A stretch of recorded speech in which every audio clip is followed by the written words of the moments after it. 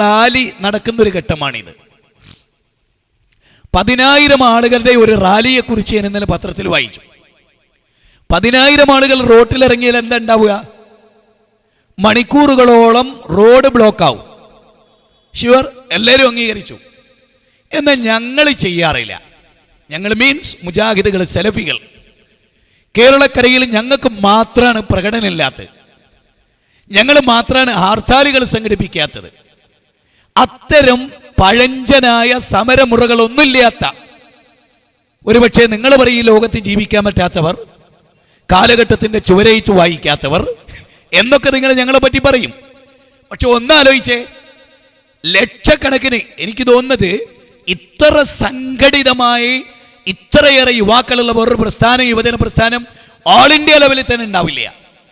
ഇപ്പൊ അത്രയും സെറ്റപ്പാണ്. ആള് കൂടിയതിൻ്റെതായ തകരാറുകൾ ഇത് രണ്ട് താനും. ഒരു പ്രകടനം സംഘടിപ്പിച്ചാൽ ഞാൻ ഉറച്ചു വിശ്വസിക്കുന്നു, ഒരു സ്റ്റേറ്റ് സമ്മേളനത്തിൽ ഒരു പ്രകടനം സംഘടിപ്പിച്ചാൽ ദിവസങ്ങൾ വേണ്ടി വരും റോഡിന്റെ ബ്ലോക്ക് അവസാനിക്കുമെന്ന് വിശ്വസിക്കുന്ന ഒരാളാണ് ഞാൻ. പക്ഷെ ഞങ്ങൾ ചെയ്യാറില്ല. എന്തുകൊണ്ട്? ലളിതമായൊരു ഉദാഹരണത്തിലൂടെ പറയും എന്തുകൊണ്ട്. ഇപ്പോൾ ആലപ്പുഴയിൽ തന്നെയാണ് വർഷങ്ങൾക്ക് മുമ്പ് ഒരു ശ്രീകൃഷ്ണ ജയന്തിയും നബിദിനവും ഒന്നിച്ചു വന്നു. കലാപത്തിലാണെന്ന് അവസാനിച്ച് ഇരുവിഭാഗത്തിൽ നിന്നും ആളുകൾ മരിച്ചതായിട്ടാണ് എൻ്റെ അക്കാലഘട്ടത്തിലെ ഓർമ്മ. അക്കാലഘട്ടത്തിലെ എൻ്റെ ഓർമ്മ ഞാൻ പറയുന്നത്, ഘോഷയാത്രകൾ, റാലികൾ മനുഷ്യർക്ക് ഉപകാരത്തെക്കാൾ ഉപദ്രവമുണ്ടാക്കിയിട്ടുണ്ട്. റോഡ് ബ്ലോക്കുകൾ വർദ്ധിക്കുന്നു, ഗതാഗത കുരുക്കുകൾ ഉണ്ടാകുന്നു. പ്രവാചകന്റെ വാക്കെന്താ? ഇസ്ലാമിന് പറയാനുള്ള ഞാൻ പറയുന്നത്, പ്രവാചകന്റെ വാക്ക് ഇമാത്തത്തുൽ അദാ അനി ത്വരീഖി സദഖ, വിശ്വാസത്തിന്റെ ഭാഗമാണ്, ഈമാനിന്റെ ഭാഗമാണ്. വഴിയിൽ നിന്ന് മാർഗ തടസ്സം നീക്കൽ, വഴി ബ്ലോക്ക് ചെയ്യരുത്, ഒരിക്കലും ട്രാഫിക് ജാം ഉണ്ടാക്കരുത്, ഒരു പ്രകടനവും പാടില്ല. ഇസ്ലാമില് അത് അതേപടി അനുസരിച്ച ഒരേ ഒരു സംഘടന മുസ്ലിങ്ങളിൽ ഞങ്ങൾ മാത്രമാണ്. വേറെ ആരുമില്ല. സോളിഡാരിറ്റി ഇല്ല, ഇന്ത്യൻ യൂണിയൻ മുസ്ലിം ലീഗ് ഇല്ല, പോപ്പുലർ ഫ്രണ്ട് ഇല്ല, സമസ്തക്കാരില്ല, ഞങ്ങളിൽ നിന്ന് പിരിഞ്ഞുപോയ മടവൂർ വിഭാഗം പോലും ഇല്ല. ഞങ്ങൾ എന്തുകൊണ്ട്? കാരണം ഞങ്ങളുടെ പ്രവാചകന്റെ വാക്കിനെ മാനിക്കുക. പ്രവാചകൻ മാനുഷികത്തിന്റെ പ്രവാചകനാണ്. മാനവ സമൂഹത്തിന് നന്മയല്ലാത്തൊന്നും ആ വിശ്വാചാര്യൻ ലോകത്തിന് പകർന്ന് നൽകിയിട്ടില്ല, കനിഞ്ഞിട്ടില്ല. അതുകൊണ്ട് തന്നെ പ്രവാചകൻ പറഞ്ഞു ഇമാത്തത്തുല്ലദ അനി ത്വരീഖി സദഖ, വഴിയിൽ നിന്ന് മാർഗ തടസ്സം നീക്കൽ സദഖയാണ്, ദാനമാണ്. അതൊരു ദാനമാണ് മനുഷ്യ സമൂഹത്തോടുള്ള. ഒരാൾക്ക് 5000 രൂപ കൊടുക്കണ പോലെ, ഒരു വീൽ ചെയർ കൊടുക്കണ പോലെ ഒരു ദാനമാണത് എന്ന് പഠിപ്പിക്കപ്പെടുന്ന ഒരു മതം. ഈ മതം ശരിക്ക് പാലിക്കുന്നവർ ഞങ്ങളാണ്. നിങ്ങൾ കണ്ടിട്ടുണ്ടോ മുജാഹിദുകൾ ഒരു പൊതുമുതലിന് നേരെ കല്ലെറിയുന്നത്? ഇല്ല, ഞങ്ങൾക്ക് ആ പാരമ്പര്യമില്ല. മുജാഹിദുകൾ ഒരു നോട്ടീസ് കീറുക, ആ സ്വഭാവം മുജാഹിദുകൾക്കില്ല. നേരെ മറിച്ച് APK സുന്നികൾ സാധാരണ ചെയ്യാറുണ്ട്, ഞങ്ങൾ ചെയ്യാറില്ല. ഇപ്പം ഞങ്ങളിൽ നിന്ന് ചിലർ APK സുന്നികളുടെ സ്വഭാവം കടമെടുക്കുന്നു. ഞങ്ങൾ അപ്പോഴും അതിനെ എതിർക്കുന്നു. നിരീശ്വരവാദി ബോർഡ് വെക്കുകയാണ്. ഈശ്വരനില്ല, ഒനയുള്ള അവകാശമുണ്ട് ഇവിടെ. The preamble of constitution, Indian ഭരണഘടന, ഫണ്ടമെന്റൽ റൈറ്റ്സ്, മൗലികാവകാശം. ഈശ്വരനില്ല അല്ലേ? ഇജ്ജൊരു മനുഷ്യനാകാൻ നോക്ക്. അതൊരു നാടകമായിരുന്നു, മതത്തെ എതിർത്തുകൊണ്ടുള്ളൊരു നാടകം. നിങ്ങൾ എന്നെ കമ്മ്യൂണിസ്റ്റ് ആക്കി. അനവധി സംഭവങ്ങൾ. ഇന്ത്യ എന്ന് പറയുന്ന ഒരു രാജ്യത്തിന്റെ പ്രത്യേകത, 120-122 കൊല്ലങ്ങൾക്ക് മുമ്പ് സ്വാമി വിവേകാനന്ദൻ അമേരിക്കയിലെ ചിക്കാഗോ നഗരത്തിൽ പറഞ്ഞു, ലോക മത മഹാസമ്മേളനത്തിൽ പറഞ്ഞു, ഞാൻ വരുന്ന രാജ്യം വിവിധ മതങ്ങൾക്ക് അഭയം നൽകിയ സംഗമസ്ഥാനമാണ്. ലോകമതങ്ങളും ലോകദർശനങ്ങളും വിവിധ വീക്ഷണങ്ങളും ഒന്നിച്ചു മേളിച്ചൊരു രാജ്യത്തു നിന്നാണ് ഞാൻ വരുന്നത്. അതാണ് നമ്മുടെ രാജ്യം അല്ലേ? ബിംബാരാധകർക്ക് സൗകര്യമുണ്ട് ഇവിടെ, കബറാരാധകർക്ക് സൗകര്യമുണ്ട് ഇവിടെ. അത് ശരിയോ തെറ്റോ നമുക്ക് വേറെ ചർച്ച ചെയ്യാം. എല്ലാവർക്കും ഇവിടെ സൗകര്യമുണ്ട്. ഇപ്പം എൻ്റെ ആഗ്രഹം അനുസരിച്ച് ഒരൊറ്റ കുട്ടി മദ്യപിക്കരുത് എന്നാണ് എൻ്റെ ആഗ്രഹം. ഞാനിവിടെ വകുപ്പ് മന്ത്രിയായാൽ സകല കള്ളുഷാപ്പ് അടിച്ച് പരത്തി നിരത്തിക്കാണ്, ഞാൻ വെച്ചേക്കൂല. അത് എൻ്റെ ആഗ്രഹമാണ്. പക്ഷേ നടക്കുവോ? നടക്കുവോ? കള്ളുഷാപ്പ് നടത്താനും ഇവിടെ സ്വാതന്ത്ര്യ ലൈസൻസ് കൊടുത്തില്ലേ? ഇവിടെ തിന്മക്ക് വരെ ലൈസൻസ് കൊടുത്ത നാടാത്. 12,000 വേശ്യാലയങ്ങൾക്ക് ലൈസൻസ് ബോംബെയില് സർക്കാർ വക. അങ്ങനത്തെ ഒരു നാട്ടിൽ ഹൈന്ദവരോട് ക്രൈസ്തവരോട് സ്നേഹപൂർവം അല്ലെങ്കിൽ ഞങ്ങൾക്ക് പറയാനുള്ളത് ആ ബോർഡൊരു മുസ്ലിം കിറിയലോ. അതുകൊണ്ടാണ് മുജാഹിദുകൾ ഒരു നൂറ്റാണ്ട് കാലം ഒരാളുടെ പോസ്റ്ററും കീറാറില്ല, ഒരാളുടെ പ്രചരണത്തെ തടുക്കാറില്ല. ഒരു പോലീസ് സ്റ്റേഷനിൽ പോയി പോലും അവരുടെ പരിപാടി നിർത്തിപ്പിക്കാൻ നമ്മളൊരു ശ്രമം നടത്താറില്ല. കാരണം ഓരോരുത്തരുടെ സ്വാതന്ത്ര്യമാണ്. അവർ പറയട്ടെ, കേൾക്കാൻ ആളുണ്ട്, ജനങ്ങളുണ്ട്, അവർ ചിന്തിക്കട്ടെ, അവരറിയട്ടെ, അവർ മനസ്സിലാക്കട്ടെ. ഇതാണ് ഞങ്ങളുടെ നിലപാട്. ഈ നിലപാട് ചുമ്മാ ഉണ്ടായതല്ല, ഇസ്ലാമിന്റെ ഒരു രീതി അതാണ്. വലാ തസ്തവിൽ ഹസനതു വല സയ്യിഅ, ഖുർആനിന്റെ വചനം 41-ാം അധ്യായം 34-ാമത്തെ വചനം. നന്മയും തിന്മയും ഒരിക്കലും സമാവില്ല. നന്മയും തിന്മയും ഒരിക്കലും സമാവില്ല. അതുകൊണ്ട് നിങ്ങൾ തിന്മയെ നന്മ കൊണ്ട് പ്രതിരോധിക്കുക, തിന്മയെ നന്മ കൊണ്ട് പ്രതിരോധിക്കുക. വല്ലാത്തൊരു വാക്കാണത്, തിന്മയെ നന്മ കൊണ്ട്. എന്നാണ് ഞങ്ങൾക്ക് നിങ്ങളോട് പറയാനുള്ളത്. എല്ലാവർക്കും കൃത്യമായ സ്വാതന്ത്ര്യമുള്ള ഒരു നാട്ടിലാണ് ഞാനും നിങ്ങളും ജീവിക്കുന്നത്. അതുകൊണ്ട് തന്നെ ഇസ്ലാം ജനങ്ങളുടെ മുമ്പിൽ അവതരിപ്പിക്കുന്ന കുറച്ച് കാര്യങ്ങളുണ്ട്. അതിലേറ്റവും പ്രധാനമായ ഒരു കാര്യം, ഇസ്ലാം എന്ന പദം തന്നെ എല്ലാറ്റിൽ നിന്നും വ്യത്യസ്തമാണ്. അതൊരു സമൂഹത്തെ കുറിക്കുന്ന പേരല്ല, ഒരു ഭാഷയെയോ ദേശത്തെയോ ഒരു വ്യക്തിയെയോ അധിഷ്ഠിതമായ ഒന്നല്ല. അത് അല്ല, ഗൗരവമായി അറിയേണ്ട പോയിന്റാണത്. ഇപ്പൊ നിങ്ങൾ ചിന്തിച്ചു നോക്കേ, ഇസ്ലാം എന്ന പദത്തിന്റെ അർത്ഥം സമർപ്പണം എന്നാണ്. സമാധാനം, സമർപ്പണം എന്നൊക്കെയാണ് അതിന്റെ അർത്ഥം. ആരിലുള്ള സമർപ്പണം? ആരുടെ മുമ്പിലാണ് സമർപ്പിക്കേണ്ടത്? വളരെ വളരെ വളരെ പ്രാധാന്യം അറിയിക്കുന്ന ഒരു ചോദ്യമാണ്. ആരുടെ മുമ്പിലാണ് സമർപ്പിക്കേണ്ടത്? ഞാൻ എന്നെ പോലെയുള്ള ഒരു മനുഷ്യന്റെ മുമ്പിലാണോ? സ്വന്തം ജീവിതത്തെ കൺട്രോൾ ചെയ്യാൻ കഴിയാതെ മരിച്ചുപോയൊരു മനുഷ്യന്റെ മുമ്പിലാണോ? അത് ബുദ്ധിയുള്ളവർ ആലോചിക്കേണ്ടതാണ്. ഞാൻ ആരെയാണ് ദൈവമായി തിരഞ്ഞെടുക്കേണ്ടത്? എന്നേക്കാൾ പ്രായം കുറഞ്ഞ, എന്നേക്കാൾ കഴിവ് കുറഞ്ഞ, എന്നേക്കാൾ മുമ്പ് മരിച്ചുപോയ ഒരാളെയാണോ ഞാൻ ദൈവമായി സ്വീകരിക്കേണ്ടത്? ഓരോരുത്തരുടെ ചിന്തക്കത് ഇസ്ലാം വിട്ടുകൊടുത്തു. ഇസ്ലാം അവരുടെ ബുദ്ധിയെ തട്ടിയുണർത്തി.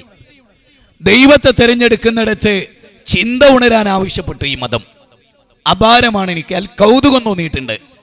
എലിയെ ആരാധിക്കുന്നു, അതിനുള്ള സ്വാതന്ത്ര്യം അവർക്കുണ്ട്, അത് അവരുടെ സ്വാതന്ത്ര്യമാണ്. ഒരാൾ പശുവിനെ ആരാധിക്കുന്നു, അതിനും അയാൾക്ക് സ്വാതന്ത്ര്യമുണ്ട്, പക്ഷെ അത് ശരിയാണോ? പാമ്പിനെ ആരാധിക്കുന്ന ഒരാള്, അയാൾക്കതിനുള്ള സ്വാതന്ത്ര്യമുണ്ട്. ഔലിയാക്കളെയും അമ്പിയാക്കളെയും മലക്കുകളെയും ജിന്നുകളെയും ആരാധിക്കുന്ന ആളുകൾ, അതിനൊക്കെയുള്ള സ്വാതന്ത്ര്യം അവർക്കുണ്ട്. പക്ഷേ സഹോദരങ്ങളെ, വസ്തുത അതല്ലല്ലോ. ഇവിടെ മനുഷ്യനെ പാമ്പ് ആരാധിക്കുന്നില്ല, ഇല്ല. പശു മനുഷ്യനെ ആരാധിക്കുന്നുണ്ടോ? ഒരു ബുദ്ധിയില്ലാത്ത പശു ബുദ്ധിയുള്ള മനുഷ്യനെ പോലും ആരാധിക്കുന്നില്ല. അത്ഭുതമല്ലേ അത്? ഒരു മരവും മനുഷ്യനെ ആരാധിക്കുന്നില്ല, ഒരു തുളസിച്ചെടിയും മനുഷ്യനെ ആരാധിക്കുന്നില്ല. അതൊരു വളരെ പ്രധാനമാണ്. മനുഷ്യൻ എന്ന മഹാബുദ്ധിജീവിയെ ഈ പറഞ്ഞതൊന്നും ആരാധിക്കുന്നില്ല. ആട് ആരാധിക്കുന്നുണ്ടോ? പശു ആരാധിക്കുന്നുണ്ടോ? ജന്തുക്കൾ ആരെങ്കിലും ആരാധിക്കുന്നുണ്ടോ? ഇല്ല. അതുകൊണ്ടാണ് വിശുദ്ധ ഖുർആൻ ആ കാര്യത്തിൽ പറഞ്ഞൊരു വാചകം ശ്രദ്ധിക്കൂ നിങ്ങൾ. ഖുർആൻ മുസ്ലിങ്ങൾക്ക് ഇസ്ലാമിന് പറയാനുള്ളതെന്നാണല്ലോ. മുസ്ലിങ്ങൾക്ക് പലതും പലരോടും പറയാനുണ്ടാവും. ഞാൻ പറയില്ല, ഞാൻ അതിൻ്റെ ആളുമല്ല. ഇസ്ലാം എന്താണോ അത് ആർക്ക് ഇഷ്ടപ്പെട്ടോ ഇല്ലേ, അത് ഇന്ന് വരെ ചിന്തിച്ചിട്ടില്ല. ഞങ്ങൾ കറക്റ്റായിട്ട് പറഞ്ഞു കൊടുത്തിട്ടുണ്ട് ജനങ്ങൾക്ക്. ഇന്നലെ വരെ പറഞ്ഞു, ഒന്നും പറഞ്ഞു, നാളെയും പറയും. ഇൻഷാ അല്ലാഹ് അല്ലാഹ് ഈ ആയുസ്സും ജീവനൊട്ട കാലത്തോളം പറയും. വിശുദ്ധ ഖുർആനിലെ 22-ാം അധ്യായം 18-ാമത്തെ വചനം. അലം തറ അന്നല്ലാഹ യസ്ജുദു ലഹു മൻ ഫിസ് സമാവാതി വമൻ ഫിൽ അർദ് വശംസു വൽ ഖമറു വൻ നുജൂമു വൽ ജിബാലു വസ്സജറു വദ്ദവാബു വകസീറും മിനൻ നാസ് അതിൻ്റെ അർത്ഥം നിങ്ങളൊന്ന് കേട്ടോളൂ എൻ്റെ പ്രിയപ്പെട്ട ഹൈന്ദവ ക്രൈസ്തവ സഹോദരങ്ങൾ. അവർ കാണുന്നില്ലേ? മനുഷ്യരൊക്കെ കാണുന്നില്ലേ? ആകാശഭൂമികളിലുള്ളതെല്ലാം ദൈവത്തിന് സാഷ്ടാംഗം ചെയ്യുന്നത് അവർ കാണുന്നില്ലേ? സൂര്യനും ചന്ദ്രനും ദൈവത്തെ ആരാധിക്കുന്നത് അവർ കാണുന്നില്ലേ? നക്ഷത്രങ്ങൾ ദൈവത്തെ ആരാധിക്കുന്നവർ കാണുന്നില്ലേ? മരങ്ങൾ മുഴുവനും ദൈവത്തെ ആരാധിക്കുന്നവർ കാണുന്നില്ലേ? മൃഗങ്ങളെല്ലാം ദൈവത്തെ ആരാധിക്കുന്നവർ കാണുന്നില്ലേ? വല്ലാത്തൊരു ചോദ്യമാണത്, വല്ലാത്തൊരു വാക്കാണത്. ചിന്തിച്ചാൽ 1000 പ്രബന്ധങ്ങൾ എഴുതാം. അത്ഭുതമാണ് ഇസ്ലാം. സൂര്യൻ, ചന്ദ്രൻ, നക്ഷത്രങ്ങൾ, ഗാലക്സികൾ, സൗരയൂഥങ്ങൾ, കാട്ടാറുകൾ, കാനനങ്ങൾ, ഏത് സൃഷ്ടി പ്രപഞ്ചമുണ്ടോ അതെല്ലാം ദൈവത്തിന്റെ മുമ്പിലാണ് സാഷ്ടാംഗം പ്രണമിക്കുന്നത്. അതെല്ലാം പടച്ചോനെയാണ് ആരാധിക്കുന്നത്. പടച്ചതമ്പുരാന്റെ മുമ്പിലാണ് അവർ ആരാധന സമർപ്പിക്കുന്നത്. ആ പടച്ചോനെ മാത്രമേ ആരാധിക്കാവൂ എന്നത് പച്ച മലയാളത്തിൽ ഞാൻ നിങ്ങളോട് പറയാം. ഇസ്ലാമിന് പറയാനുള്ളത് വളച്ചു കെട്ടില്ലാതെ ഒരു പ്രവാചകനെയും ആരാധിക്കരുത്. ഒരു പ്രവാചകന്റെ മുമ്പിലും കൈകൂപ്പി നിൽക്കരുത്. ഒരു പ്രവാചകന്റെ മുമ്പിലും ആദരവ് വിട്ട് ആരാധന വരരുത്. ഇസ്ലാമിന് പറയാനുള്ള അതാണ്. ഇത്ര കണിശമായി ലോകത്ത് ഏകദൈവാരാധന സംസാരിച്ച ഒരു ദർശനത്തെയും നിങ്ങൾക്ക് ഇന്ന് കാണാൻ കഴിയില്ല. ഋഗ്വേദം, സാമവേദം, അഥർവവേദം, യജുർവേദം, ചതുർവേദങ്ങൾ, ഈ 4 വേദങ്ങളെക്കുറിച്ച് ഒന്ന് പരിശോധിച്ച് നോക്ക്, ഒന്ന് പഠിച്ചു നോക്ക്. ആ വേദങ്ങളിലുമുണ്ട് ശുദ്ധമായ ഏകദൈവത്തെക്കുറിച്ചുള്ള പരാമർശം, ഏകദൈവാരാധനയെക്കുറിച്ചുള്ള പരാമർശം. ഓൾഡ് ടെസ്റ്റമെന്റിലും ന്യൂ ടെസ്റ്റമെന്റിലും ഒക്കെ ഉണ്ട് ഈ പരാമർശം. ഞാൻ വേഗത്തിൽ അവസാനിപ്പിക്കും. എനിക്കോ സൗണ്ടോ അസുഖമാണ്. ഈ സൗണ്ട് സിസ്റ്റം എനിക്ക് തൃപ്തി നൽകിയിട്ടില്ല. അതുകൊണ്ട് ഞാൻ വളരെ വേഗത്തിൽ അവസാനിപ്പിക്കുന്നു. പിന്നീടൊരിക്കലാവാം ഇൻഷാ അല്ലാഹ്. സഹോദരങ്ങളെ, ഞാൻ പറഞ്ഞത് വളരെ ഗൗരവമായി ഞാൻ പറയുന്നത്, ഏകദൈവത്തെക്കുറിച്ച് കണ്ടെത്തുന്നതിലുള്ള മനുഷ്യകുലത്തിന്റെ പരാജയം അതൊരു അപാരമായ പരാജയമാണ് എന്നാണ് എനിക്ക് പറയാനുള്ളത്. ഞങ്ങൾ ആരെ ആരാധിക്കണം എന്ന ആരാധനയുമായി ബന്ധപ്പെട്ട ഒരു ചർച്ച ഗൗരവമായി ഇതുവരെ നടന്നിട്ടില്ല. എന്തിനെക്കുറിച്ചൊക്കെ നമ്മൾ ചർച്ച ചെയ്തു, എന്തെല്ലാം തലനാരിയെ കീറി എന്തൊക്കെ ഈ ഭൂമിയിൽ നമ്മൾ ചർച്ച ചെയ്തു. പക്ഷെ സ്വന്തം സൃഷ്ടാവിനെ തെരഞ്ഞെടുക്കുന്നിടത്ത് മനുഷ്യകുലത്തിനുണ്ടായൊരു പരാജയം അപാരമാണ്. എന്തിനേയും ഒരു യോഗ്യതയും വേണ്ട ദൈവത്തിന് എന്നിടത്താണ് മനുഷ്യരുള്ളത്. എന്തിനേയും ആരാധിക്കാം. അതിൻ്റെ യോഗ്യത എന്താ, അയോഗ്യത എന്താ ഒന്നും ചർച്ചയില്ല. അവിടെയാണ് ഇസ്ലാം മനുഷ്യന്റെ മുമ്പിൽ, ഖുർആൻ മനുഷ്യന്റെ മുമ്പിൽ പറയുന്ന ചില കാര്യങ്ങൾ, ഏകദൈവ ആരാധനയുമായി ബന്ധപ്പെട്ട് പറയുന്ന കാര്യങ്ങൾ നിങ്ങൾക്ക് സ്വീകരിക്കാം, തള്ളിക്കളയാമെന്ന് ഞാൻ തുടക്കത്തിൽ പറഞ്ഞു. നിർബന്ധത്തിന്റെ ഒരു പ്രശ്നവും ഇതിലില്ല എന്ന് ഞാൻ തീർത്തു പറഞ്ഞു. ആരെയും ഇത് വാളോങ്ങി ആയുധമേന്തി AK-47 ചൂരലെടുത്ത് സ്വീകരിപ്പിക്കുന്നൊരവസ്ഥ ഇതിനില്ല. മറിച്ച് വസ്തുത പറഞ്ഞു കൊടുക്കുകയാണ്. ഇപ്പൊ നബിമാർ, മുഹമ്മദ് നബി, ഞാൻ അവിടെ നിന്ന് ആരംഭിക്കാം, അപ്പൊ നിങ്ങൾക്ക് എളുപ്പത്തിൽ മനസ്സിലാവും. മുഹമ്മദ് നബി സല്ലല്ലാഹു അലൈഹി വസല്ലം ഒരു സദസ്സിലേക്ക് കടന്നു വന്നു. ഒരു സദസ്സിലേക്ക് പ്രവാചകന്റെ അനുയായികളുടെ. അപ്പൊ അവര് എഴുന്നേറ്റു. ആ എഴുന്നേക്കലിൽ പ്രവാചകൻ അപകടം കണ്ടു. ആ എഴുന്നേറ്റത് ആദരവിന്റെ അപ്പുറത്തേക്കുള്ള ഒരു എഴുന്നേക്കലാണ്. ശരിക്കും ശ്രദ്ധിക്കണം. ഒരു കുട്ടികളെ പഠിപ്പിക്കണ പോലെ ഞാൻ പൂച്ചാക്കല്ലേ എൻ്റെ പ്രിയപ്പെട്ട ഹൈന്ദവ ക്രൈസ്തവ സഹോദരങ്ങളോട് വളരെ പ്രതികൂലമായ സാഹചര്യത്തിലും ആരോഗ്യപരമായിട്ടാണ് ഞാൻ പറയും, ഞാൻ നിങ്ങളോട് സംസാരിക്കുന്നത്. നാളെ നിങ്ങൾ ഞങ്ങൾക്കെതിരാകരുത് എന്നുള്ളത് കൊണ്ട്.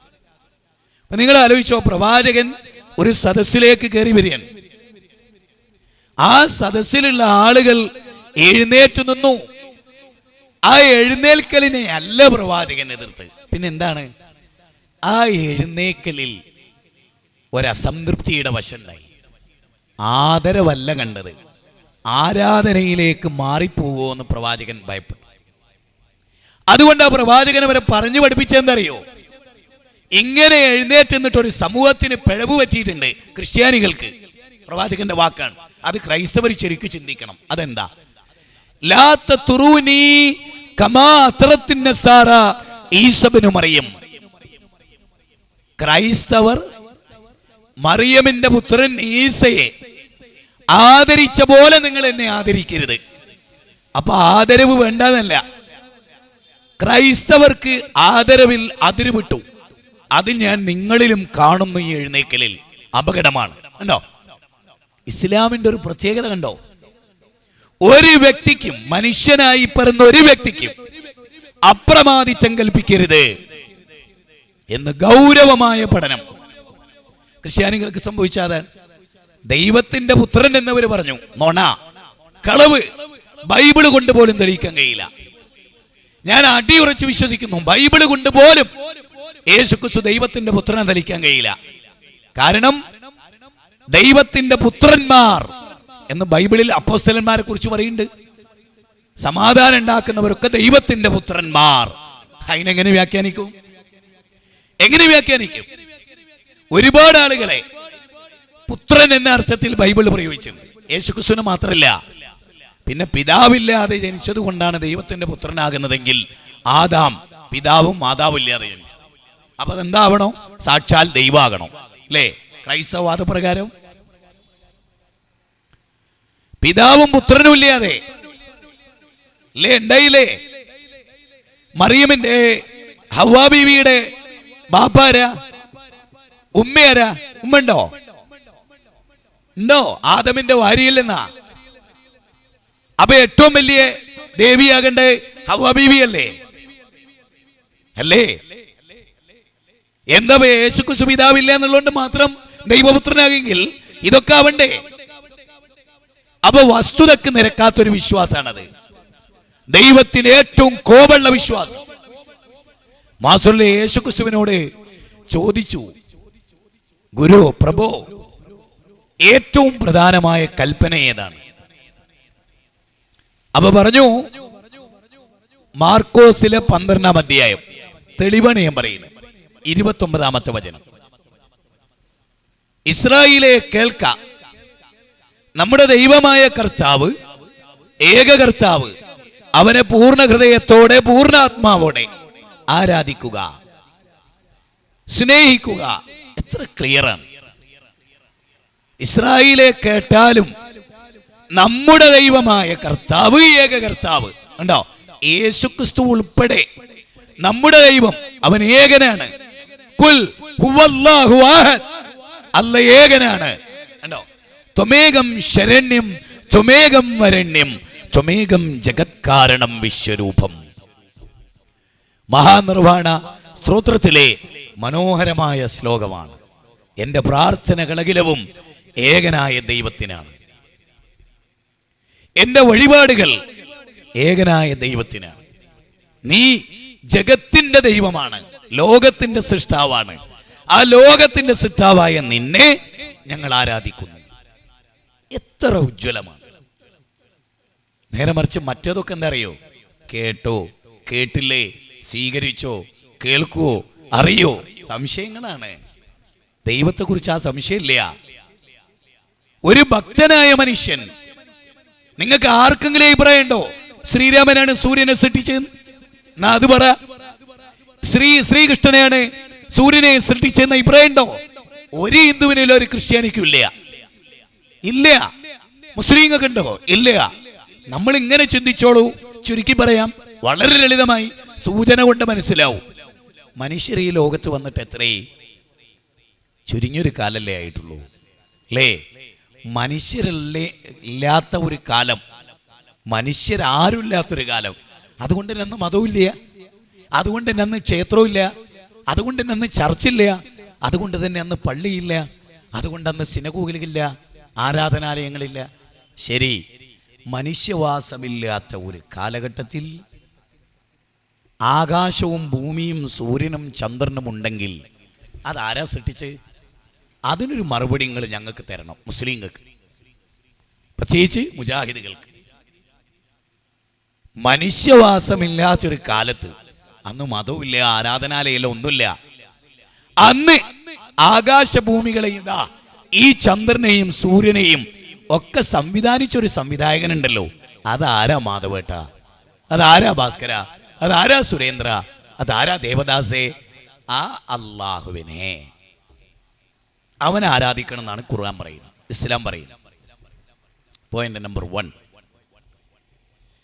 അതല്ലാതെ മനുഷ്യരെയോ മാലാകമാരെയോ ജിന്നുകളെയോ ദേവീദേവന്മാരെയോ ഭീമാ ഉമ്മിച്ചയെയോ മനമത്ത് ബീവിയെയോ ഉള്ളാളം തങ്ങളെയോ പരവൂരൗലിയെയോ ഒന്നും ആരാധിക്കാൻ ഇസ്ലാം പറഞ്ഞിട്ടില്ല. അതൊന്നും ഇസ്ലാം അല്ല. അതൊന്നും എന്തല്ല? അതൊന്നും ഇസ്ലാം അല്ല. ഇസ്ലാം എന്നത് ശുദ്ധ ഏകദൈവാരാധനയാണ്. ഇപ്പൊ ലാ ഇലാഹ ഇല്ലല്ലാഹ് എന്ന പദങ്ങളൊക്കെ കേട്ടിട്ടുണ്ട്. ലാ ഇലാഹ, ആദ്യ ഭാഗം ഒന്ന് ശ്രദ്ധിച്ചേ. ലാ ഇലാഹ, ഒരു ആരാധ്യനും ഇല്ല, ഒരൊറ്റ ആരാധ്യനുമില്ല. ഇല്ലല്ലാ, അല്ലാഹു അല്ലാതെ. ഇനി ആരാ അല്ലാഹു? അൽ ഇലാഹ്, അതാണ് അല്ലാഹു ആയത്. ആരാധനക്കർഹനായി അല്ലാഹു മാത്രം. ആരാധനക്കർഹനായി അല്ലാഹു മാത്രം. ആരാ അല്ലാഹു? അല്ലാഹുല്ലദീ ഖലഖകും, നിങ്ങളെ സൃഷ്ടിച്ചവൻ. അതാ ദൈവത്തിന്റെ യോഗ്യത. ശ്രീരാമൻ നമ്മളെ സൃഷ്ടിച്ചിട്ടുണ്ടോ? ശ്രീകൃഷ്ണൻ സൃഷ്ടിച്ചിട്ടുണ്ടോ? യേശുക്രിസ്തു സൃഷ്ടിച്ചിട്ടുണ്ടോ? മുഹമ്മദ് നബി സൃഷ്ടിച്ചിട്ടുണ്ടോ? ഉണ്ടോ? ഇല്ല. ഇല്ല എങ്കിൽ ആരാണോ നമ്മളെ സൃഷ്ടിച്ചത് അവനാണ് ദൈവം. ഖുർആന്റെ പ്രയോഗം അതാണ്. 30-ാം അധ്യായം 40-ാമത്തെ വചനം. 30-ാം അധ്യായം 40-ാമത്തെ വചനം വളരെ ക്ലിയർ ആണ്. ഇനി ഖുർആൻ 2-ാം അധ്യായം 21-ാമത്തെ വചനം. യാ അയ്യുഹന്നാസ്, അല്ലയോ മനുഷ്യരെ. ഉണ്ടോ? അല്ലയോ ക്രിസ്ത്യാനികളെ എന്നല്ല, അല്ലയോ ഹിന്ദുക്കളെ എന്നല്ല, അല്ലയോ മുസ്ലിങ്ങളെ എന്നല്ല, അല്ലയോ മനുഷ്യരെ. അപാരമായൊരു വിളിയൻ. സർവരാജ്യ തൊഴിലാളികളെ സംഘടിക്കൂ, സർവരാജ്യ മുതലാളിമാരെ സംഘടിക്കൂ. അതൊക്കെ വർഗീയതയാണ്. സർവ മനുഷ്യരെ, അന്നാസ്, മാസ്, പീപ്പിൾ. വിശുദ്ധ ഖുർആനിലെ 114-ാം അധ്യായം. അന്നാസ്, അന്നാസ്, മനുഷ്യർ. യാ അയ്യുഹന്നാസ്, അല്ലയോ മനുഷ്യരെ. നിങ്ങളെയും നിങ്ങൾക്ക് മുമ്പുള്ളവരെയും സൃഷ്ടിച്ച സാക്ഷാൽ അല്ലാഹുവിനെ ആരാധിക്കുക. ഈ വിഷയത്തിൽ നിങ്ങൾക്ക് എന്ത് വിയോജിപ്പാണ്? മനുഷ്യകുലത്തെ മുഴുവനും സൃഷ്ടിച്ച സാക്ഷാൽ പ്രപഞ്ചനാഥനെ ആരാധിക്കുക. ആർക്ക് വിയോജിക്കാൻ കഴിയും ഇതിനോട്? ഞാൻ നിങ്ങളെ അറേബ്യയിലെ ആമിനയുടെയും അബ്ദുള്ളയുടെയും മകനായി ജനിച്ച മുഹമ്മദ് നബിയെ ആരാധിക്കാനാണ് വിളിക്കുന്നെങ്കിൽ പോട ചെക്ക എന്ന് നിങ്ങൾക്ക് എന്നോട് പറയാം.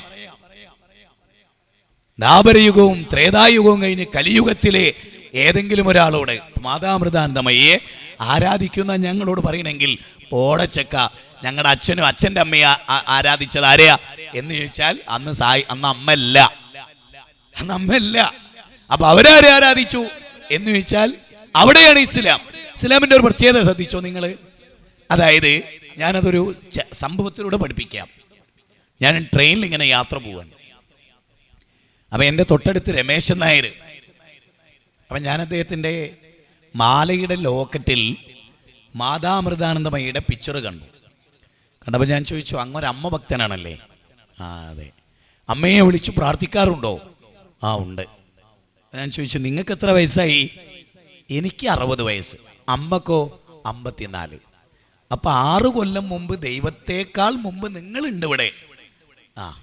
അപ്പൊ അന്ന് നിങ്ങൾ വായു ശ്വസിച്ചു, അതാരേ തന്നത്?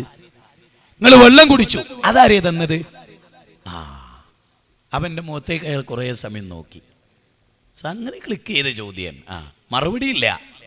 അവൻ ഞാനൊരു കേസരെടുത്ത് കൈ കൊടുത്തു, ഇതൊന്ന് കേൾക്കണം. അപ്പോ ഒരു കാര്യം ഉറപ്പായി, ദൈവത്തിൻ്റെ ഭക്തന് ദൈവത്തെക്കാൾ വയസ്സ്. ദൈവം മരിച്ചിട്ടും ദൈവത്തിന്റെ ഭക്തൻ ജീവിക്കുക. അതാണല്ലോ സായി ഭക്തന്മാരുടെ ഇപ്പോഴത്തെ അവസ്ഥ. അവരാരാധിച്ച ആരാധ്യം മരിച്ചു, എന്നിട്ട് അവര് വീണ്ടും ജീവിക്കുകയാണ്. അങ്ങനെ ഒരവസ്ഥ ഇസ്ലാമിനില്ല എന്നാണ് ഞാൻ പറഞ്ഞത്. അതായത് ഞാൻ ഇന്ന് പ്രസംഗിച്ച് വീട്ടിലെത്തുമ്പോ മാധ്യമം മുസ്ലിങ്ങളുടെ അള്ളാഹു ഇന്നലെ രാത്രി 8:30 മരിച്ചു എന്നൊരവസ്ഥ അല്ല. നൗദുബില്ലാ. ഞങ്ങൾ അവതരിപ്പിക്കുന്ന ദൈവത്തിന് മരണല്ല. അപ്പൊ നിങ്ങൾക്ക് ഒരു കാര്യം മനസ്സിലായി, മുഹമ്മദ് നബി മരിച്ചു. അതുകൊണ്ടാണല്ലോ അബൂബക്കർ സിദ്ദീഖ് റളിയല്ലാഹു അൻഹു പറഞ്ഞത്, ആരെങ്കിലും മുഹമ്മദിനെയാണ് ആരാധിക്കുന്നതെങ്കിൽ കതുമാത്ത, അദ്ദേഹം മരിച്ചിരിക്കുന്നു. അല്ല, എന്നെന്നും ജീവിക്കുന്ന ഹയ്യുൽ ലാ യമൂത്ത്, ഒരിക്കലും മരിക്കാത്ത ഈശ്വരനെ. ഇനി പറയൂ പൂച്ചാക്കല്ല സഹോദരങ്ങളെ, ആരെ ആരാധിക്കണം? യാ അയ്യുഹന്നാസ് ളുരിബ മസലുൻ ഫസ്തമിഉ ലഹു. 22-ാം അധ്യായം 73. മനുഷ്യരെ, നിങ്ങളുടെ റബ്ബ് ദൈവം നിങ്ങൾക്കൊരു ഉദാഹരണം പറഞ്ഞു തരുന്നു. ഒരു ഈച്ച, ലം യഖ്ലുഖു ദുബാബ, ഒരു ഈച്ചയെ സൃഷ്ടിക്കാൻ നിങ്ങൾക്ക് സാധിച്ചിട്ടുണ്ടോ? ഒരു ഈച്ചയെ നമ്മൾ ആരാധിക്കുന്ന ഏതെങ്കിലും ഒരു ആരാധ്യന് ഒരു ഈച്ചയെ സൃഷ്ടിക്കാൻ സാധിച്ചിട്ടുണ്ടോ? മാ യംലികൂന മിൻ കിച്മീർ, ഒരു ഈത്തപ്പനക്കുരുവിന്റെ പാട പോലും അധീനപ്പെടുത്താൻ അവർക്ക് ആർക്കാൻ സാധിച്ചിട്ടുണ്ടോ? മനുഷ്യരെ, സുനാമി ഉണ്ടായല്ലോ. അന്ന് സായിബാബയുണ്ട്, രവിശങ്കർ ഉണ്ട്, അമ്മ ഉണ്ട്, ചങ്ങന്മാരുണ്ട്, ബീവിമാരുണ്ട്, ജ്യോത്സ്യന്മാരുണ്ട്. ഒരു സുനാമി പ്രവചിക്കാൻ ഈ ഭക്തരെ ചൂഷണം ചെയ്യുന്നവർക്ക് ആർക്കെങ്കിലും സാധിച്ചോ? ഏതെങ്കിലും ഇന്ത്യയിലെ ഒരു വൻ ദുരന്തം പ്രവചിക്കാൻ കഴിഞ്ഞോ? സാധിച്ചിട്ടില്ല. ഇന്ന് വരെ മനസ്സിലായില്ലേ? അതുകൊണ്ട് ജനങ്ങളോട് ഒന്നുണരണം. സാക്ഷാൽ പടച്ചതമ്പുരാനിലേക്കുള്ളൊരു ഉയർച്ച. നോക്ക്, ആകാശം അത് സൃഷ്ടിച്ചൊരു ശക്തനുണ്ട് ഇവിടെ. ഈ ഭൂമി അത് സംവിധാനിച്ചൊരു നായകനുണ്ട് ഇവിടെ. 23 ഡിഗ്രിയിൽ 23 ഡിഗ്രിയിൽ സാങ്കല്പികമായി നമ്മൾ പറയുന്ന ഈ ഭൂമിയുടെ ചെരിവില്ലേ, ഹേമന്തവും ഗ്രീഷ്മവും വസന്തവും മാറി മാറി വരുന്ന ഈ ഭൂമി എന്ന അനുഗ്രഹമില്ലേ, ആരാത് സംവിധാനിച്ചത്? ഒരു ദൈവവും മനുഷ്യ ദൈവമല്ല, സാക്ഷാൽ പ്രപഞ്ചത്തിന്റെ നാഥൻ. ആ നാഥനെയാണ് ഇസ്ലാം അള്ളാഹു എന്ന് പറയും. ഏറ്റവും അത്ഭുതത്തിൽ ജനങ്ങൾക്ക് ക്ലിക്ക് ചെയ്യുന്ന ഒരു പോയിന്റ് പറയാൻ ഞാൻ.